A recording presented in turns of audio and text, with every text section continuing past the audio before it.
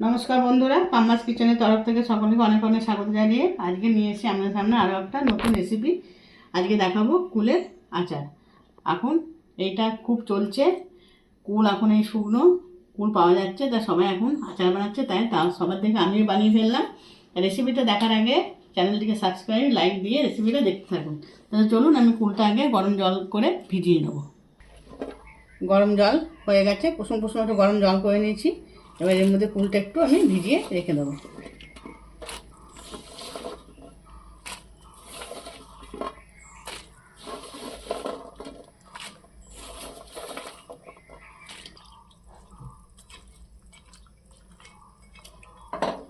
কুলটা একটু নরম হয়ে গেলে গুড়টা কুলের মধ্যে ভালো ঢুকবে, এই জন্য আমি এখানে এটা ভিজিয়ে রেখে দিচ্ছি। আবার কুলটা ধোয়া হয়ে যাবে পরিষ্কার করে। আমি এটা এবার একটু চাপা দিয়ে রেখে দেবো, দিয়ে দিলাম ঢাকা। কুলটা ওদিকে ভিজতে ভিজতে আমি এদিকে একটা ভাজা মশলা বানিয়ে নেবো। দিয়ে দিলাম 5 ফোড়ন, ধনে, জিরে, মৌরি, মেথি। একটু 5 ফোড়ন আমি দিয়ে দেবো, কম হয়ে গেছে।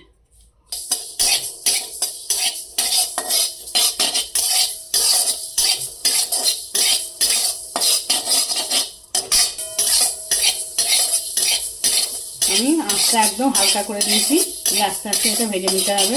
বেশি জোরে ভেজে নিলে এটা পুড়ে যাবে মশলাটা।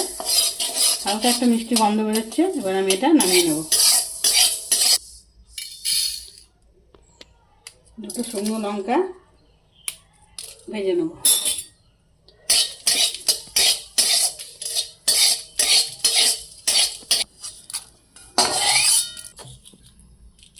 এই ভাজা মশলাটা আমি গুঁড়ো করে নেব।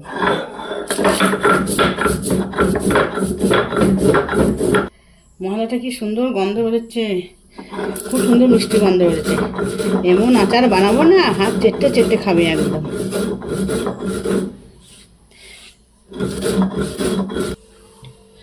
মশলাটা তুলে নিচ্ছি, খুব মিহি করিনি, এরকম একটুখানি দানা দানা আছে।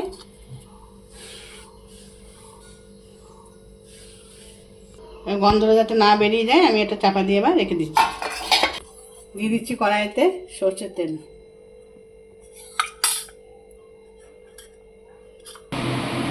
দিয়ে দিচ্ছি দুটা শুকনো লঙ্কা, একটু 5 ফোড়ন। লঙ্কাটা একটু ভাজা ভাজা করে নেব।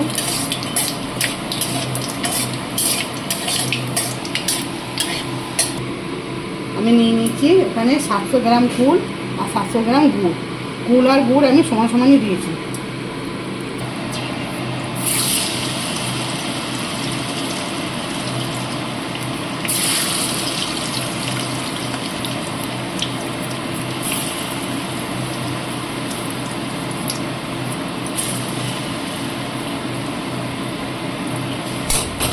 যখন গুড়টা দেবেন তখন গ্যাসটা পুরো একদম কমিয়ে দেবেন, একদম লোতে করে দিয়ে গুড়টা অ্যাড করবেন।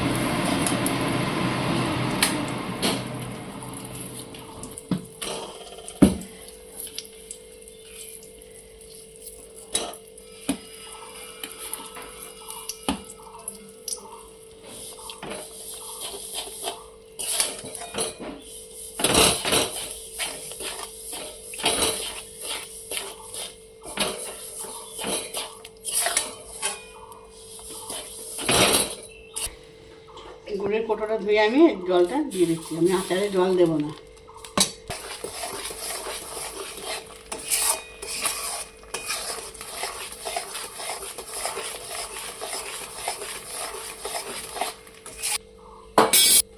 এই গুড়টা হতে হতে আমি কুলটা এবার ছেঁকে নিচ্ছি।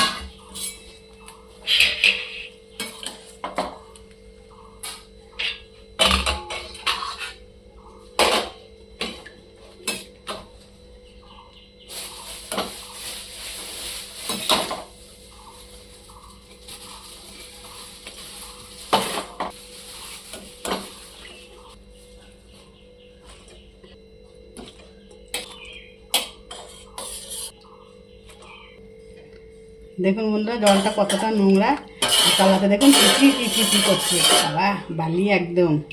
ফুলটা ধোয়া হয়ে গেল, আবার ফুলটা দেখুন নরম হয়ে গেল।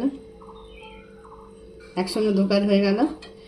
এই কুলটার মধ্যে দেখবেন কেমন গুড়টার মধ্যে ঢুকবে। জলটা ঝরতে থাকবো, আমি যে গুড়টা আবার দেখি।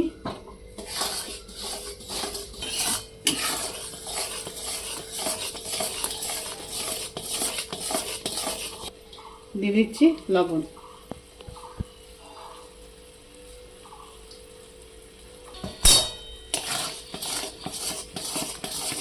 গুড়টা একটু পাক করে নেব, তারপর কুলটা দেবো।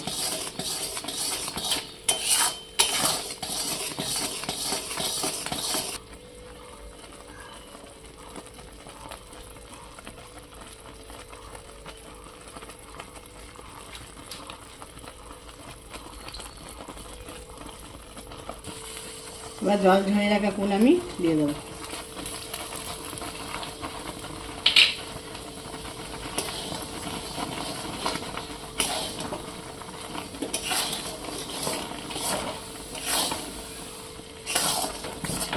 আমার গুড়টা জল হয়ে যাবে, যেহেতু কুলটা টক, আমার গুড়টা জল হয়ে যাবে। এবার আস্তে আস্তে আঁচে এটাকে আমি করে নিচ্ছি।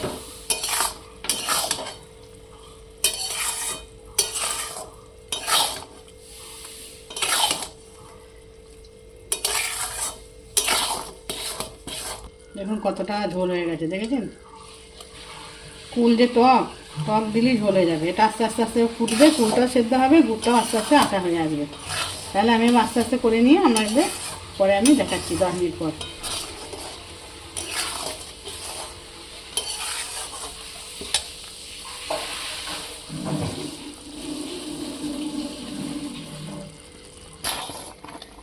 অনেকটা ঝোলটা মরে গেছে, অনেকটা ইয়ে হয়ে গেছে, গুড়টা মোটা হয়ে গেছে না, অনেকটা মোটা হয়ে গেছে।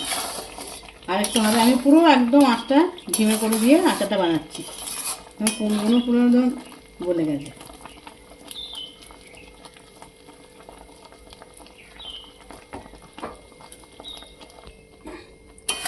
আচারটা রেডি হয়ে গেছে, আমি এরকম নামাবো।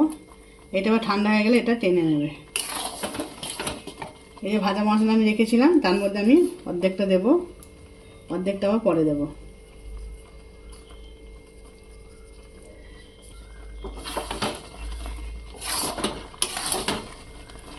আমি এবার আচারটা ঢেলে নিচ্ছি।